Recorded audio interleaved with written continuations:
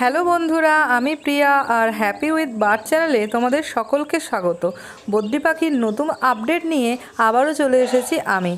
তো বন্ধুরা, লাস্ট ভিডিওতে আমি আলোচনা করেছিলাম যে এত জাতের পাখি থাকতে বদ্রি পাখি কেন তোমরা পালন করবে। তো বন্ধুরা চলো আজকের ভিডিওটা শুরু করে দিই। আর আজকের ভিডিওটা যদি তোমাদের ভালো লাগে তাহলে অবশ্যই লাইক করো, শেয়ার করো, কমেন্ট করো। আর তুমি যদি নতুন হও আমার চ্যানেলটি সাবস্ক্রাইব করতে কিন্তু একদমই ভুলো না। তো বন্ধুরা, বদ্রি পাখি মূলত দুরকমভাবে পালন করা যায়। এক হচ্ছে খাঁচা, দুই হলো কলোনি।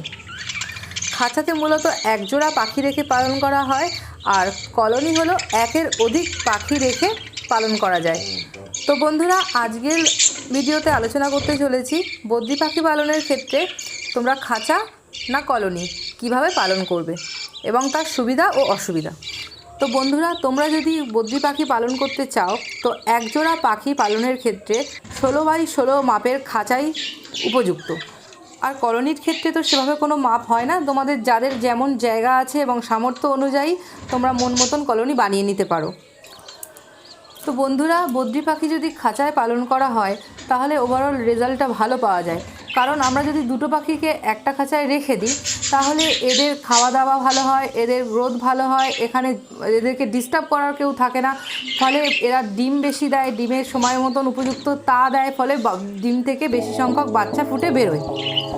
আবার অন্যদিকে বদ্রি পাখি কিন্তু একা থাকতে খুব একটা পছন্দ করে না, এরা সংঘবদ্ধভাবে থাকতে পছন্দ করে। সেদিক থেকে দেখতে গেলে কলোনিতে একসঙ্গে অনেক পাখি থাকার ফলে ওদের পক্ষে ভালো।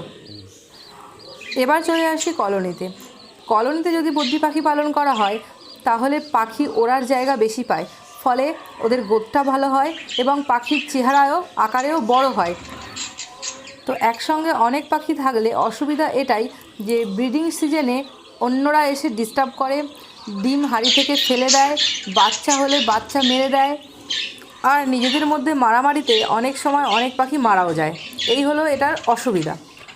বন্ধুরা, খাঁচায় যদি কোনো পাখি অসুস্থ হয়ে পড়ে তাহলে কিন্তু খুব সহজেই তোমরা সেটা নজরে আসবে তোমার, এবং তুমি খুব সহজেই সেই পাখিটিকে আলাদা করে রেখে তার ট্রিটমেন্টটা করতে পারবে।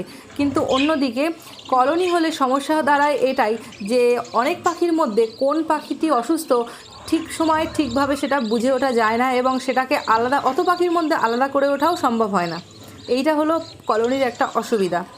তো বন্ধুরা, বদ্রি পাখি পালনকে আমরা একটা part time source of income হিসাবে দেখছি। তো সেখানে ধরো আমরা সকালবেলা বেরিয়ে গেলাম পাখিকে খাবার দিয়ে, এটা যদি খাঁচায় হয় তাহলে আমাদের একটা আন্দাজ থাকে যে দুটো পাখি কী পরিমাণ খাবার খেতে পারে, তাহলে আমরা নিশ্চিন্ত যে সেই পরিমাণ খাবার দিয়ে বেরিয়ে গেলাম। কিন্তু কলোনির ক্ষেত্রে কি হয় যে ওখানে অনেক সংখ্যক পাখি একসঙ্গে থাকার ফলে খাবার দিয়ে তো বেরিয়ে গেলাম, কিন্তু কোনো পাখি বেশি খেয়ে নিল, কোনো পাখি আবার কম খেয়ে নিল, সেটা কিন্তু আমাদের বুঝে ওঠা সম্ভব হয় না। ফলে দেখা যায় যে অনেক পাখি কিন্তু অভুক্ত থেকে যায়, এর ফলে কিন্তু তারা অসুস্থ হয়ে পড়তে পারে। তো বন্ধুরা, কলোনির ক্ষেত্রে আর একটা বড় সুবিধা হলো এই যে আমরা কাজে বেরোনোর আগে নির্দিষ্ট জায়গায় খাবারটা দিয়ে আর জলটা দিয়ে চলে গেলাম। কিন্তু খাঁচার ক্ষেত্রে সেটা হবে না। খাঁচার ক্ষেত্রে যদি ধরো আমাদের 10 জোড়া পাখি থাকে তাহলে 10টি খাঁচা, তাহলে আমার প্রত্যেকটা খাঁচায় জল দিতে হবে এবং খাবার দিতে হবে। তাহলে সেই দিক দিয়ে দেখতে গেলে খাঁচার থেকে কলোনি কিন্তু অনেকটা পরিশ্রম কম এবং অনেকটা সময়ও বাঁচায়। সেদিক থেকে খাঁচায় কিন্তু একটু খাটনি বেশি এবং সময় সাপেক্ষ কাজ।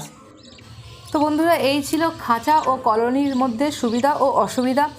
সিদ্ধান্ত সম্পূর্ণ তোমার, তবে আমার মতে যদি শুরু করতেই চাও খাঁচা দিয়ে শুরু করো। অল্প খরচে, অল্প জায়গায়, অল্প পরিশ্রমে আর অল্প সময়ে একটা ভালো রেজাল্ট পাওয়ার জন্য খাঁচাটাই হচ্ছে বেস্ট উপায়। সিদ্ধান্ত তোমাদের। আমার কাছে যেটুকুনি ইনফরমেশন ছিল সেটুকুনি তোমাদের জানালাম, আশা করি তোমাদের কাজে লাগবে।